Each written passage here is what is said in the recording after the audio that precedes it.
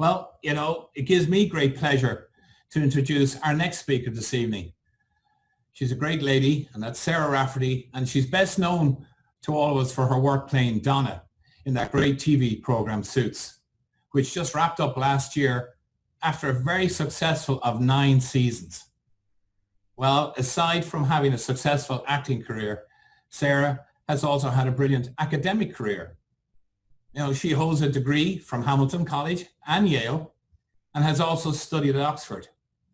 Well, a number of years ago, she was asked to do a presentation at Trinity College in Dublin.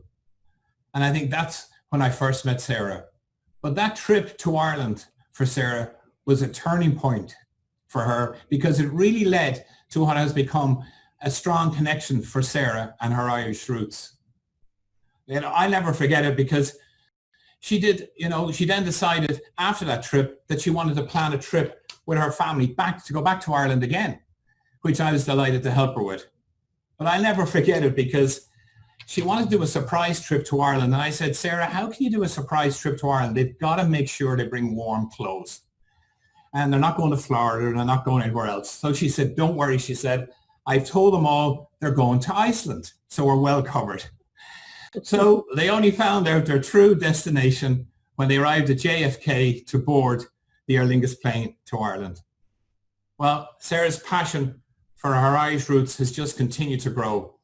And she's returned to Ireland again, but this time with her own family, her beautiful 2 daughters, Iris and Una, and of course her husband, Santu.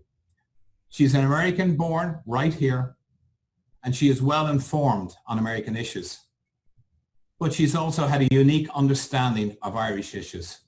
Well, she's here tonight to share her insights and her very personal reasons for supporting the Biden-Harris presidential ticket. So please join me in welcoming our good friend Sarah. And Sarah, it's all to you. Over to you. Thank you, John. Thank you for that introduction, and thank you for being my long-lost Irish brother. Thank you for showing me where the best cup of tea, the best scone, the best plate of smoked salmon is in all of Ireland, and for showing my very extended family what Irish hospitality really means. So thank you so much, and thank you to the committee for having me here tonight. I am proud to say that, like Joe Biden, my family is also from the west of Ireland. And though our shared proud Irish roots and my desire to have a Guinness with him are probably great reasons to vote for him, they are definitely not my only ones. As John said, I'm the mom of 2 young girls. And through this pandemic, our lives have become, like everyone's, very complicated. But for us, they've also become strangely simplified. My kids' day has shifted to a daily commute to the kitchen nook for their online school on their laptops. And I have found that my job as a mom has kind of been distilled down to simply making sure that we as a family have something to look forward to. So whether it's the most ridiculously mundane thing, think today's Taco Tuesday, or something a little bit more sublime, celebrating a friend's bar mitzvah at a social distance, or a grandparent's 85th birthday over Zoom, or perhaps the most profoundly hopeful thing that we can look forward to and that we talk about a lot at the dinner table is looking forward to a Biden presidency. We need to look forward to the restoration of kindness and empathy and civility in our government. We need to look forward to addressing climate change, to moving our economy into the 21st century by investing in sustainable infrastructure and clean, renewable energy, and we need to rejoin the Paris Climate Accords. We need to look forward to not only getting the kids out of the cages on our border, but a thoughtful immigration policy that is fair and human and creates a path for Irish people like my great-grandparents to build a life here. We need to restore our relationships with our allies and once again condemn all our enemies.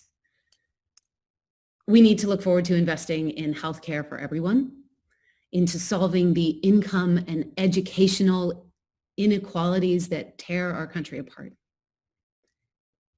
We need to look forward to a leader who has the moral character, and I can't believe I even need to say this, to denounce white supremacy and to commit to working towards racial justice. We need to look forward to having respect and intelligence modeled for all our children and having Kamala Harris as vice president. Finally, all our daughters can see themselves reflected in the leadership of our country.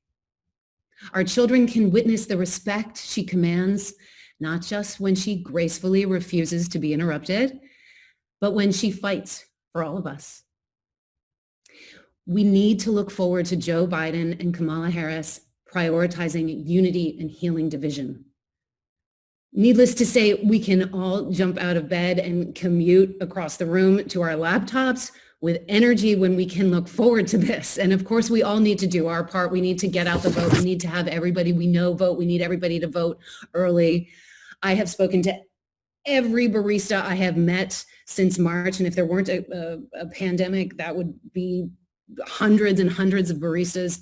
But the ones that I have talked to are all voting. So with this vision, we can find optimism again and deepen our pride in our country. And we can look forward to a feeling of profound hope for our future.